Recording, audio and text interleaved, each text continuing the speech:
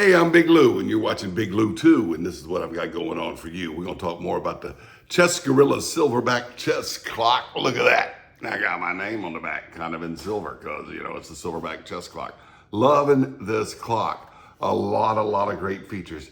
This feature, I'm going to show you a little bit of it's not my favorite feature of it, but I'm still glad it's here. So what we're gonna do is talk about how to set this up for time odds. That is, maybe you need to handicap a game because grandpa, you're playing your 6-year-old grandson, and you're trying to teach him how to play good chess, but you've been playing for 50, 60 years. He's been playing for maybe 2 or 3 weeks. So you give yourself maybe a minute or 2 minutes and give him 10. 6-year-olds not gonna need much more than 10 minutes anyway. They're too impatient. All right, or you want to play an Armageddon game. Armageddon games are used in big time tournaments to settle tie breaks or a match to settle tie breaks. Basically, white player gets 5 minutes. Black pieces who move second get 4 minutes, but they get less time. They get second move, but black gets draw odds. There's no draws in an Armageddon game. All stalemates, insufficient materials, three repeats, repetition. I couldn't say that. 3 times repetition, that's the word I'm looking for. Any draw is a win for black. So how do you set this up for time odds? Let's take a look at it. I'm loving the Chess Gorilla chess clock. Thanks for watching. Big Lou 2. All right, so let's turn the clock on. Now, in my favorites, I've already got an Armageddon game saved. Let me show it to you. I've actually got it saved as number 1. It says customized 4 minutes. And I know it's gonna be, the 4 minutes is gonna be on that side. So that's the one I want, so I'm gonna select it. And here we are ready to play. 4 minutes on this side, 5 minutes on that side. But as you know, black gets to pick the side the clock goes on.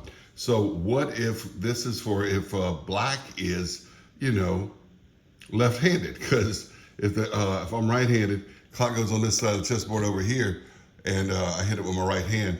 So, let's set it up so we can switch it around and put the 4 minutes on this side, all right? So go back to favorites, all right? And we're gonna go past favorites. And if you notice, you got time controls. And then after time controls, there's preferences. And then after that, there's last game.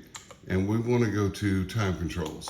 So pass up the global list, go to recent list, now create new. Now, this is a real easy way to create a game, but it's harder to create time odds with it because it'll ask you how many phases.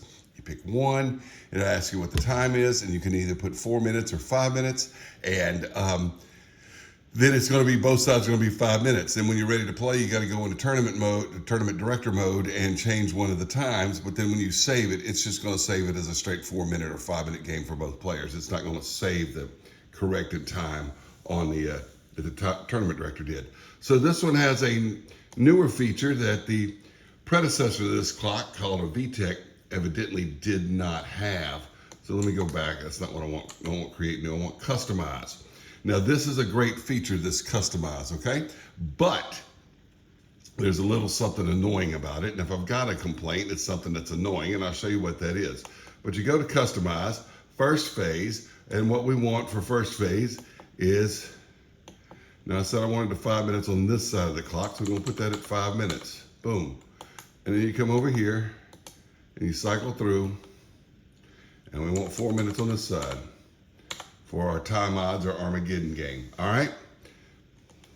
Boom, just like that. All right, now you cycle through, and we don't have a first phase, so there's no moves, okay, and no time for the moves. All right? Increment, we don't want an increment today. If you wanted one, you'd put one there. All right, put an increment for each side. Delay, don't want a delay. But you could set a delay for each side. Now it goes to second phase. All right, so we got to cycle through the second phase. Boom, boom, boom, boom, boom, boom.